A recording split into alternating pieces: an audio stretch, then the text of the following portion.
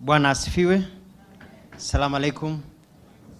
Your Excellency, Deputy President Kithure Kindiki, all the leaders that are here, His Excellency, the Ambassador of Qatar, the permanent principal secretaries, various officers, vijana walio hapa, ambao wengine weko tayari wamebeba mizigo ya kwenda safari hivi leo, na wasalimu. Your Excellency, you know my style, it's chap chap. So I only have 6 points in that formula. Point number 1, I want to thank you very much for agreeing to come to this function and to also to be able to flag off this group that is going to Qatar after a really public recruitment. I also want to thank His Excellency the President for his brilliant idea of labor mobility and the way he's been able to support and push this move because it is essential for our economy. I want to thank also the organizers of this 1 week long, especially our young, energetic man, Dennis Itumbi, for the work that you've been done in the coordination. We don't take it for granted. Your efficiency is well known. 2, when I was appointed to this ministry, a day after I was sworn in to be the Minister for Labor, I wrote a letter to Qatar, and it was transmitted by His Excellency the Ambassador, to my counterpart, Dr. Ali bin Said bin Samik Al-Mari, the Minister for Labor for Qatar, and I invited him to come to Kenya so we can discuss opening up Qatar for professional and skilled labor, so that it's not just cleaners or people, you know, who are going there. So we expanded. When he came, he offered us, when he met the President, a company that was ready to recruit 8,000 Kenyans to go to work in Qatar, including nurses and people of different categories. We had a very public recruitment here at KICC and also at Kabete National Polytechnic, organized very well by our PS for TVET. And we had a wonderful, wonderful recruitment. The Ambassador of Qatar, thank you very much. I'll say you've been very, very supportive. We were able in the first round to recruit slightly over 3,000. And so since then, we've been processing documents. What usually happens, Your Excellency, is that you have to undertake medical. And some people pass, others fail. They are very cautious about chest diseases, but also about people who've been taking drugs. Because you go, they test your blood, they test all these things, and if you've been smoking bangi every once a week or so, it shows. So they don't want people who smoke marijuana in their country. They don't want drug takers in their country. So some people have actually been eliminated because they were taking drugs, yet they were very good, skilled people. Nobody in the world wants drug takers, etc. And then, Your Excellency, also, we had to get their visas all aligned. So today, I'm very happy that now we have started the move. We have visas, we have passports ready, we have air tickets, and the first batch that will be traveling from today to this weekend will be nearly 300 young men and women going to Qatar. And some of them are here with their families. Maybe you can stand up, the first cohort going to Qatar. Simameni wale walio hapa. And you can see they are very well dressed. They are all here, and others wako kule nyuma. So, asante.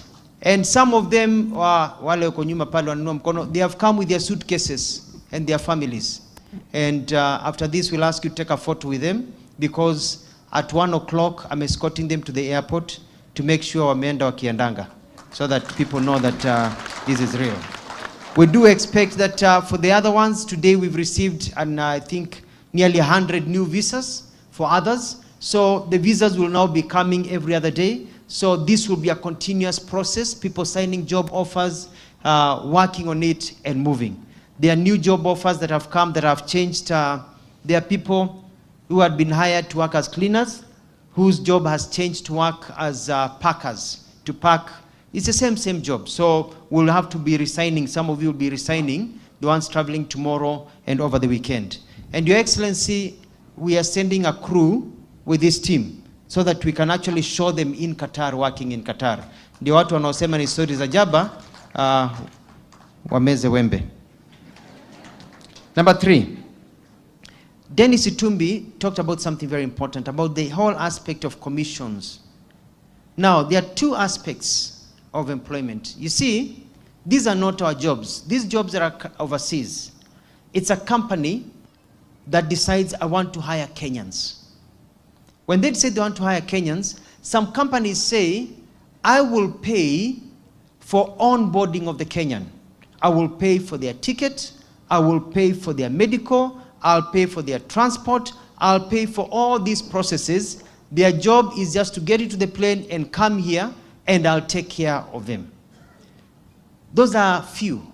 Majority say you want employment. If you're in Kisumu and want to be employed in Nairobi, the person who wants to employ you does not send you a ticket to come here. Unajilete, si ndio? So in the same way they are saying, you come here.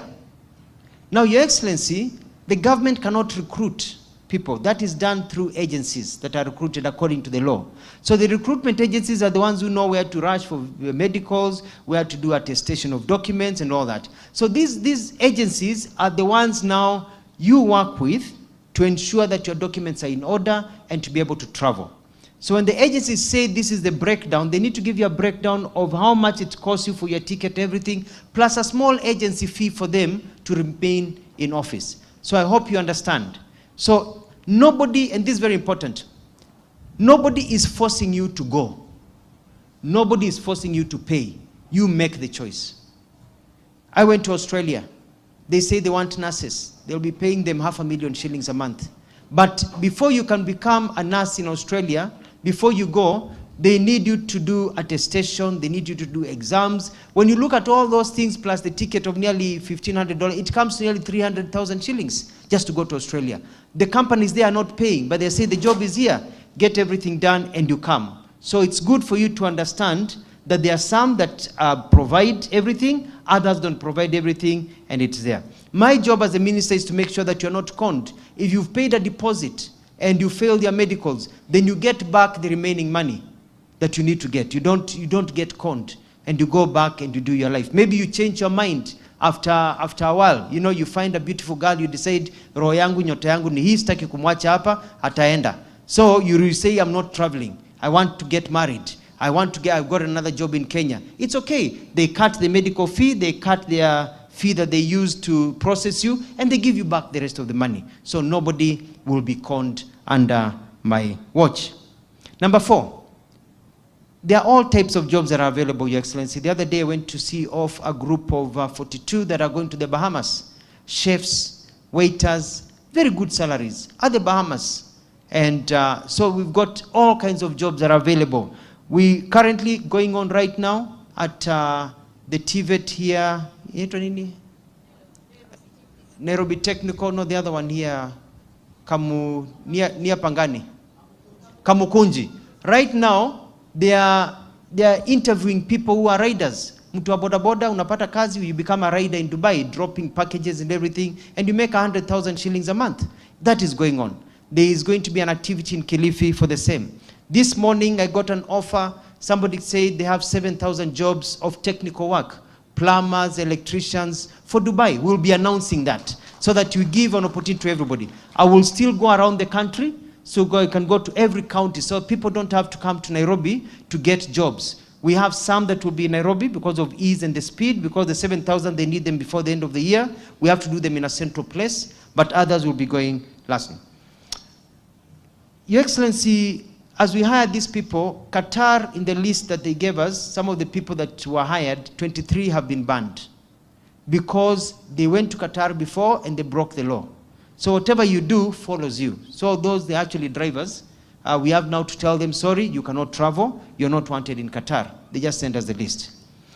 The ambassador here organized with the ministry, and we just recruited 200 police officers for Qatar. And they are just doing their security check. By the end of this month, they'll be going to Qatar to work as police officers, making good money in Qatar. 5, as I get to the end.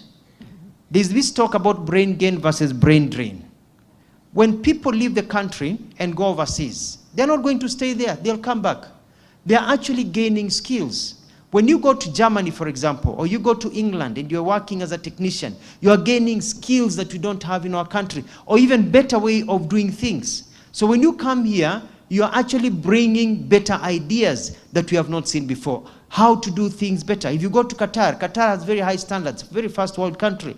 You find that hii madhogodhani unaeka gypsum vibaya, vitu unaeka vibaya, autataki. You'll come back with discipline of how to do your things.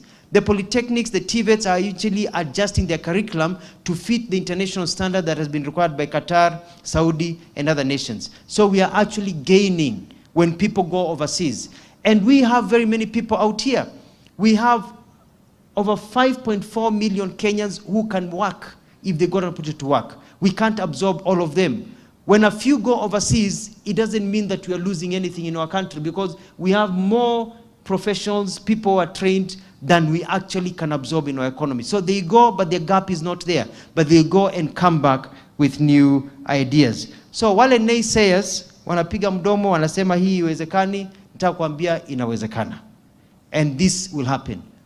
Wacha wale wanataka kwenda waende. Wewe funga mdomo, kaa hapo na hiyo pesa yako na kazi yako, because the ones complaining about people going overseas, yeye yuko kazini. Na hajui wewe uko nyumbani umesota. Wewe mwambiwe nyamaza, kaa nyumbani, wacha sisi tujitafutie haki yetu, tuende ngambo, tutarudi, tuendelee kujenga taifa. Na tujenga taifa tukiwa huko, tukituma pesa. And lastly, point number 6, Your Excellency, mbele iko sawa. It is now my pleasure to invite a gentleman and a leader that I really respect, a man who follows that Chinese adage that say, tread softly but carry a big stick. Your Excellency, Honorable His Excellency Kithure Kindiki, let's all be upstanding and welcome His Excellency to give us a few words of wisdom. Karibu.